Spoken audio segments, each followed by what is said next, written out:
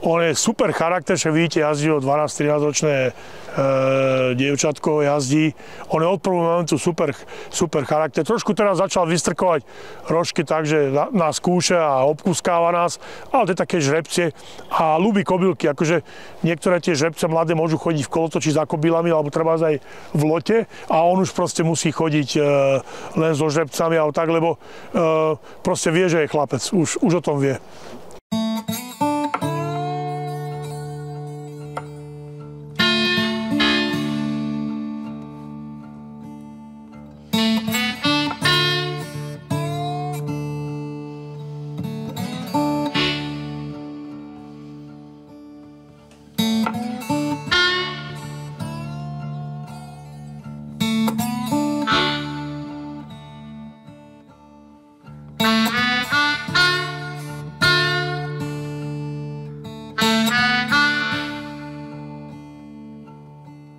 Hosťová sezóna sa teda už pomaly blíži, tak aké sú najbližšie plány pre Filipa, čo ho čaká?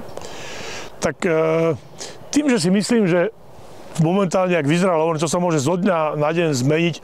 Mal som kobylu, pamätáte si, Stratosférik, jazdevali Lukáš Matusky a hovorí, táto keď vybehne trojročná, niekde v polke sezóny, tak budeš rád, vždy keď ju jazdeval a zrazu zo dňa na deň proste tá kobyla utekala a bežala úplne prvé dvojročky a vyhrala Zimnú kráľovnú a bola ranná, takže nehovorím, že aj tento to musí prípať, ale u tých dvojročných koní naozaj jeden vyzerá, že je neskorý a v jeden deň proste sa to zmení, ale momentálne vyzerá, že z tých dvojročkov je taký akože neskorší, ale určite ja mám zase rád, keď tie kone dvojročné štartujú, minimálne ten 1-2 štarty, aby si odbili, aby zažili boxy, aj keď to len proste dokola obcválajú, ja v tom nevidím žiaden problém. Samozrejme ten ranný dvojroček, keď je tak a človek vidí, že není asi taký potenciál, tak je lepšie nech beha 5, 6, 7 krát ako aj dvojročný. Ale myslím, že on ten prípad není, že tá jeho hlavná sezóna bude trojročná. Momentálne mám z toho taký pocit, ale hovorím, môžem sa aj mýliť, mám ich 6. rok, tie dvojročky a vždy si tak na začiatku sezóny aj s babami, keď začneme jazdiť, povieme, no, ktorý bude ranný, ktorý prvý pobeží, ktorý bude najlepší a neviem, či sme sa ešte raz vôbec trafili. Takže ťažko to je u tých dvoročkov hodnotiť.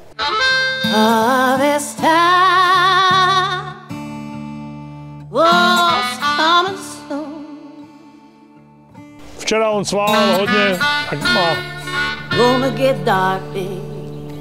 Nech sa tuto pozor na Peťa, dobre. A spravil sa, nekoník.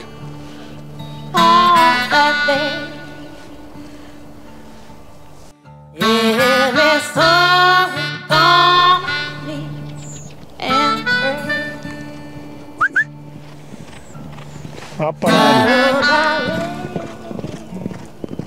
Tak videli sme taký môj klasický tréning pre dvojročné kone. Ja hovorím, že som asi najslabší tréner dvojročných koní, lebo ja sa ich bojím trénovať, bojím sa im nejak viac roboty dať. Tak vlastne sa zahrejú, oklusajú a potom idú cválajú vlastne tých 700 metrov, cválajú taký próba cvál na zahriatie a potom 800 metrov ich nechám vlastne zbehnúť kvázi koľko si oni vypýtajú, koľko chcú, tak proste, aby boli pri chuti žiadne pod tlakom. To je vlastne môj tréning taký s dvojročnými koňmi vlastne až do nejakého konca 4., začiatkom 5. mesiaca, kde ich potom vyselektujem, ktorý už si to trošku viacej bere, ktorý nie, ale hovorím, že robia obdeň, nerobia každý deň a vlastne až od toho apríla začnú robiť 5 dní do týždňa. Teraz robia len každý druhý deň. Myslím, že to pre tie dvojročné kone stačí, aspoň ja sa im bojím naložiť. Naposledy sme natáčali niekedy pred Vianocami, takže prešli nejaké 2 mesiace. Ako sa za ten čas Filip zmenil? Čo si o ňom myslíš teraz? Tak určite sa zmenil, čo sa týka akože konštrukčne, respektíve anatomicky, ako pekne sa nám zagulatil, trošku, nie že čo sa mi nepáči, ale vidieť, že bude proste poznejší kôň, ten zadok mu stále rastie vyššie, ako keby sa mal dorovnať, ale to je to, čo som hovoril pri tom prvom kráte, že proste určite narastie, neviem koľko, už nepamätám, tých 10, tuším, skoro 10 cm, takže vlastne tam kvôli tomu aj tá zadná partia je vyššie, ale má úžasný charakter a na to, že včera sme cválili vlastne 1400 metrov, no vlastne jedno kolo sme cválali tak akože v jednom tempe, tak dneska som si myslel, že bude unavenejší a v pohode to zvládol. Takže zatiaľ tréningo, ako ťažko sa posudzuje, hovorím, mám ich 3 kobyle, 2 žrebce a nájsť medzi nimi jedna kobila tam zatiaľ vyčnieva, že proste vyzerá, že tá už by išla viacej, jak momentálne trénujeme, ale hovorím, zatiaľ v tom procese, jak je, tak je výborne. Starší pán s dcérou aj, neviem, či to bola manželka, ale čo ma na nich zaujalo, že všetci mali tak cez 2 metráky, ledva s tým koňom išli a hovorím, dobre, tak za 1000 nikto neprihodil, ja ho zoberiem za 500, tak ten starý pán ťahal taký spoza balíkov slamy, ťahal bič a ma tam začal naháňať, ale akože zo srandy, ale ako, ukazoval mi, že neviem, že táďal to cesta nevedie. Koľko aktuálne syndikátov je u teba? Mám 2 syndikáty, jeden je 10-členný a druhý sme teraz stvorili.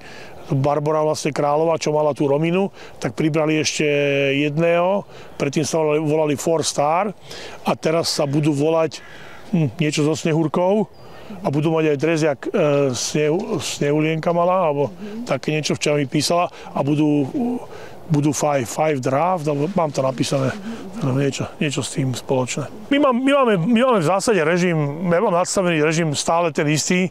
My začíname vlastne o 6:00 sa krmia kone, o pol 7:00 začneme všetci spolu ako je čistiť boxy a o 7:15 máme prvý lot a snažíme sa do tej 10:00, pol 11:00, mám v dispozícii teraz 4 dievčatá, takže jazdíme tých 6-7 lotov denne a o pol 12:00 krmíme a potom ešte na službu a niektoré kone chodia do obeda do výbehu, žrebci treba idú po obede, ale hovorím, my režim máme stále ten istý, aj v sezóne. Počas sezóny, hej? Áno, stále.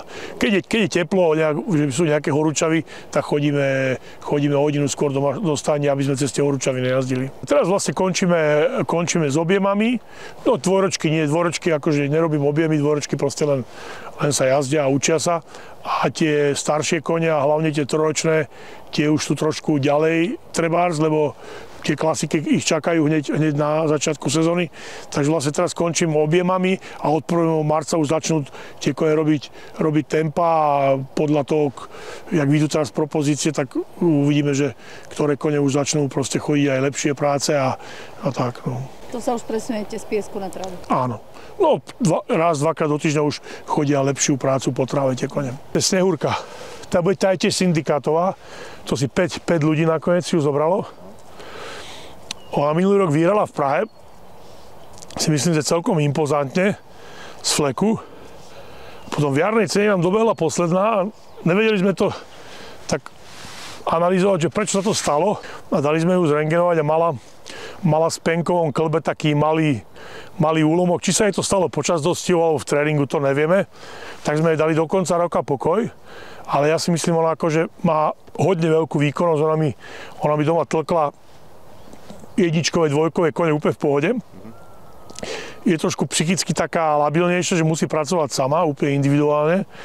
Ale myslím si, že 3-4 dosti môže kľudne po sebe vyhrať, lebo ona môže začať úplne najmenšiu kategóriu, ale ja si myslím, že výkonnosť tam je možno aj jedničková. No. Počul som, že niekde okolo 50 koní sa doviezlo, plus nejaké slovenské, čo sa narodili, takže vraj nejakých 60 ročkov, čo si myslím, že je veľmi pekné číslo.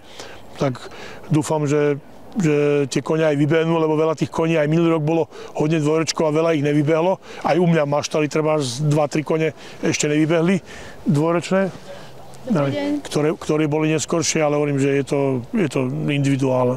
Hovorím, je to s tým spojené, že naozaj musíme si uvedomiť, že tá kúpna sila, ale proste tí majitelia, tu nekupujeme kone rané za 100 000 s tými top pôvodmi, ale proste kupujeme, nechcel by som to tak škaredo povedať, že ich odpáva proste to, čo sa im v Írsku, v Anglicku nehodí, čo nie je také rané a proste tu si to človek musí počkať, lebo je to za lepšiu cenu. No. Maranello Rosso. To je Lokotrans, Tibor Cvik. Dvakrát išiel Hirdira z Pardubice a raz tu prútenka vyhral. Celkom suverénne, tak rozmýšľame aj nad nejakými štartami v Taliansku.